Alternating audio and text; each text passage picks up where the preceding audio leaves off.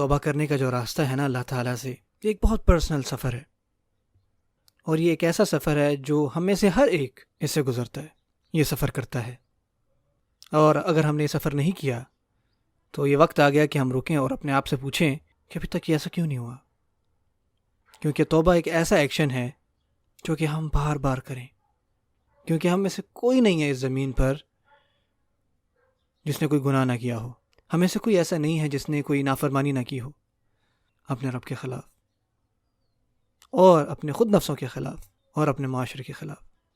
ہو سکتا ہے ہمیں سے کچھ لوگ گناہ اوپنلی کرتے ہوں، ایسی چیزیں جو باقی لوگ دیکھ سکتے ہوں، یعنی آپ کے کپڑوں کے لحاظ سے یا بولنے کے لحاظ سے،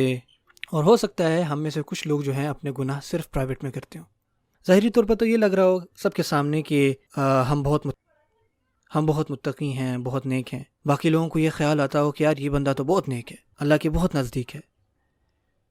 لیکن ہم خود بھی اسٹرگل کرتے ہوں ان کے اوپر جو ہماری خامیاں ہیں، ہم خود بھی اسٹرگل کر رہے ہیں اپنے خود کے سوالات پر، خود کی خواہشات پر، ہم خود بھی اللہ تعالیٰ کے قریب ہونا چاہ رہے ہیں۔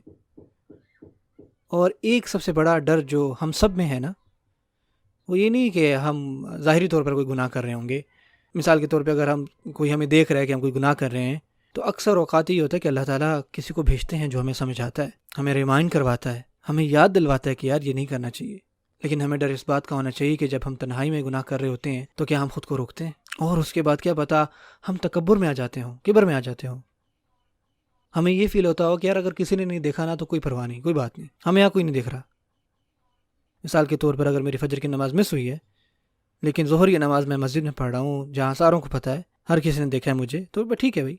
یا میں اپنی فیملی کے ساتھ برا ہوں لیکن باہر اپنے دوستوں کے ساتھ بہت اچھا اخلاق ہے، وہ لوگ جو باہر مجھے دیکھتے ہیں ان کے ساتھ میں بہت اچھا ہوں، تو پھر میں ٹھیک ہوں بھائی۔ اور اس وجہ سے کہ یہ وہ گناہ ہے جس کی ہمیں سب سے زیادہ پرواہ ہونی چاہیے، ظاہری گناہ سے بھی زیادہ اس کی، کیونکہ اس کے بعد ہمیں یہ خیال آ سکتا ہے کہ یار ہمیں تو توبہ یا استغفار کی کوئی ضرورت ہی نہیں ہے۔ اور اللہ میں اس بات کی دعا مانگتا ہوں کہ اللہ تعالیٰ ہمیں اس شر سے بچائے، اللہ تعالیٰ ہمارے دلوں کو تکبر کے گناہ سے بچا کے رکھے، اور ہمیں ان لوگوں میں سے بنائے جو ہمیشہ توبہ استغفار کرتے رہتے ہیں، اخلاص کے ساتھ، استقامت کے ساتھ۔ اس سے پہلے کہ ہم توبہ کے ٹاپک پر بات کریں، ہمیں پہلے استغفار اور معافی کی بات کرنی چاہیے، کیونکہ ہم توبہ کو تب تک نہیں سمجھ سکتے جب تک ہم اللہ تعالیٰ کی معافی کو نہیں سمجھیں گے۔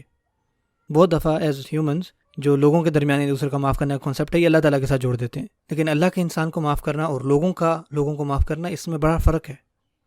لیکن اللہ کو لوگوں کو معاف کرنا اور لوگوں کو معاف کرنے میں بڑا فرق ہے۔ جب ہم کہتے ہیں بسم اللہ الرحمن الرحیم، ہم دن میں کتنی دفعہ یہ کہہ رہے ہوتے ہیں، بار بار ریپیٹ کر رہے ہوتے ہیں۔ کبھی ہم رک کے سوچتے بھی ہیں کہ ہم کیوں بسم اللہ الرحمن الرحیم پڑھ رہے ہیں بار بار۔ اللہ تعالیٰ کی 99 ناموں میں سے ہم بار بار 2 لفظوں کا جو ہے بار بار ذکر کر رہے ہیں، اور ان دونوں لفظوں میں رحمت آتی ہے، الرحمن الرحیم، اللہ تعالیٰ رحم کرنے والے ہیں۔ کیونکہ اللہ تعالیٰ بہت زیادہ رحم کرنے والے ہیں، اور یہ ایسی بات ہے جس کو ہمیں بار بار خود کو ریمائنڈ کروانا چاہیے۔ اللہ تعالیٰ کا معاف کرنا، اللہ تعالیٰ کا رحم کرنا ہم پر، یہ اس سب سے بڑا ہے، اس گناہ سے بھی بڑا ہے جو آپ کرتے ہیں۔ لیکن پھر بھی شیطان کے وسوسوں میں سے ایک وسوسہ یہ ہے